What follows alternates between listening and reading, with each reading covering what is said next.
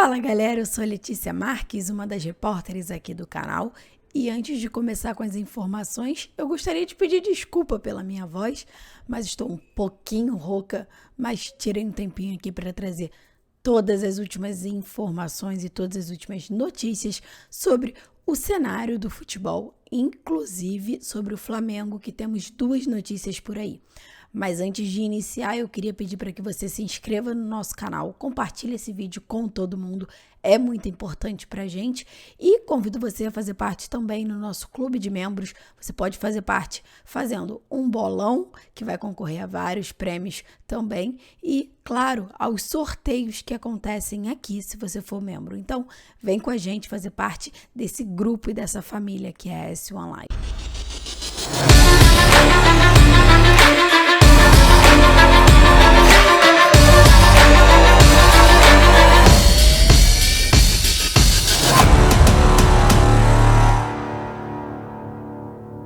Começando, claro, com a informação sobre o Flamengo que movimentou o mercado da bola desta terça-feira. O Flamengo acertou a contratação do lateral Guilhermo Varela. Ele é uruguaio, tem 29 anos e estava defendendo o Dínamo de Moscou. Ele, vocês já viram que estava no radar do Flamengo, mas a negociação não era tão fácil assim. Isso porque, como eu falei, né, ele pertence ao clube russo e para assinar com o Flamengo, ele optou por exercer a cláusula da FIFA que suspende os contratos até meados de 2023. Então, ele suspendeu o contrato com o Dínamo de Moscou e já está a caminho do Brasil. Ele chega aqui no Rio de Janeiro na próxima quarta-feira, amanhã, e vai assinar contrato com o Flamengo por 1 ano. Esse é o contrato inicial, mas o Flamengo já demonstrou um interesse na contratação em definitivo do jogador. O Flamengo pensa, né? O projeto do Flamengo é que daqui a 6 meses, quando ele estiver liberado para assinar um pré-contrato, o rubro-negro vai fazer a proposta para que ele fique no clube até 2025, ou seja, mais 3 anos, né? Então, o Flamengo tem esse projeto, mas essa compra, né, essa adesão em definitivo dos direitos econômicos do jogador só pode ser feita pelo menos daqui a 6 meses, que é quando ele fica livre para assinar um pré-contrato. Então, esse é o cenário inicial, como eu falei. O lateral uruguaio tem passagem pelo Manchester United, pelo Real Madrid e também pela seleção uruguaia. Ele que jogou, inclusive, 2 partidas da última Copa do Mundo, em 2018, que foi realizada na Rússia. Ele chega ali para disputar a lateral direita, que tem um cenário um pouco em aberto, né? Já que o Rodinei e o Mateuzinho ficam oscilando as atuações. Então, o Guilhermo, que é um lateral europeu, experiente, lateral de seleção uruguaia, com certeza vai chegar para tentar conseguir essa posição ali na lateral direita. Como eu falei, ele chega quarta-feira para assinar o contrato com o Flamengo. Guilhermo não foi o único a movimentar o cenário do futebol do Flamengo. Quem apareceu também foi o Oscar, ele mesmo, o meia atacante ali, né, que já estava no radar também do rubro-negro, movimentou as redes sociais hoje. Isso porque o SBT Rio noticiou que o Oscar e o Flamengo já estão acordados. O que falta agora é a liberação da equipe chinesa, que é quem é detentora dos direitos econômicos do Oscar. O Oscar está no Brasil, né? Ele tem esse plano de ficar aqui até dezembro, mas precisa da liberação da equipe chinesa para atuar em outro clube. Então, o que falta, segundo a SBT Rio, é que a equipe chinesa libere o Oscar para assinar com o Flamengo. O Flamengo super se interessa no jogador, já conversou com ele, já conversou também com seus representantes e tenta, de fato, executar essa contratação, mas sabe que é muito difícil por conta dessas circunstâncias e o contrato milionário que o Oscar tem com o clube chinês. Para vocês terem uma ideia, o meia brasileiro recebe quase 10 milhões de reais por mês, então assim, não é uma negociação fácil. O Flamengo tem total consciência sobre isso, mas vê com uns bons olhos a vinda do Oscar pelo menos até dezembro, que é o que está sendo debatido por aí. Então, esse foi o outro nome a movimentar o mercado do futebol do Flamengo.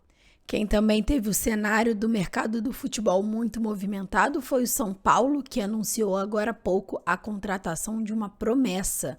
O meia Galopo, de 23 anos, assinou o contrato com o clube brasileiro até 2027, até junho de 2027. O São Paulo já fez a publicação nas redes sociais para informar o torcedor sobre a contratação desse novo reforço. Já que estamos falando sobre o mercado do futebol, claro que não posso deixar de passar para vocês todas as datas de inscrições nas competições. Na Copa do Brasil se encerra hoje. Os clubes que quiserem inscrever os seus reforços têm até hoje para enviar a documentação.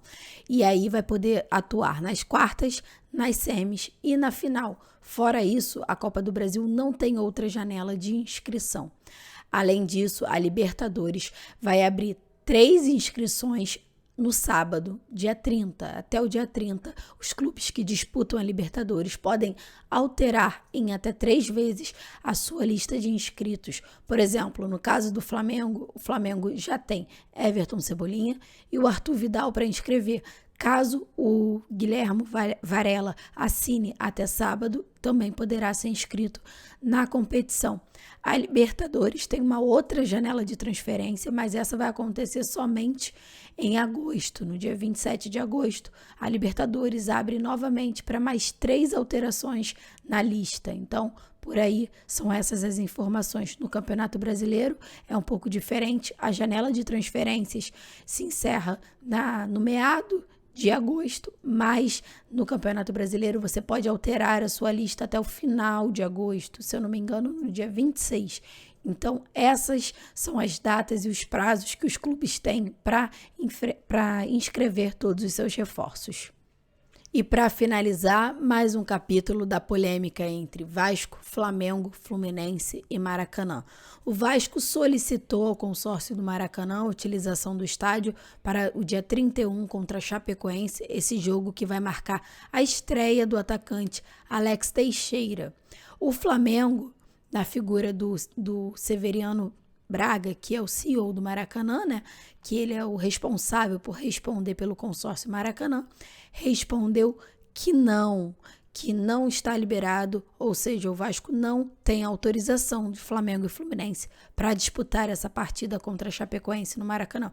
Mas não para por aí, porque o Vasco promete acionar a justiça para conseguir uma liminar e, com isso, disputar a estreia do Alex Teixeira no Maracanã e fazer a festa tão prometida por eles para esse retorno do atacante que volta a São Januário após 12 anos, né? Ele que é revelado pelo time Cruz Maltino. Então, mais uma polêmica. O presidente Rodolfo Landim também conversou sobre isso nesta terça-feira. Ele falou que o motivo é justamente as condições do gramado e, inclusive, reforçou que o Flamengo ofereceu outras datas ao Vasco que não seja esse dia 31, que é no domingo, porque o Flamengo joga no Maracanã no dia 30. Então, o consórcio do Maracanã não vê como viável a 2 partidas consecutivas, porque isso prejudica o gramado. Então, foi essa justificativa dada no documento que deu a negativa ao Vasco e que foi reforçada pelo presidente Rodolfo Landim. São essas as informações desta terça-feira. De novo, peço desculpa pela minha voz, mas se você acompanhou até aqui, tenho certeza que você está muito bem informado. Se não se inscreveu, se inscreve aqui nesse botãozinho vermelho, faça parte também do nosso clube de membros e, claro, óbvio, vem com a gente ficar na S1 Live no nosso quadro de programas. Zona Mista, de segunda a sexta, às 9 horas da manhã e o No Ângulo, de segunda e quinta-feira, às 7 horas da noite. Essas são as informações para vocês e, ó, um beijo.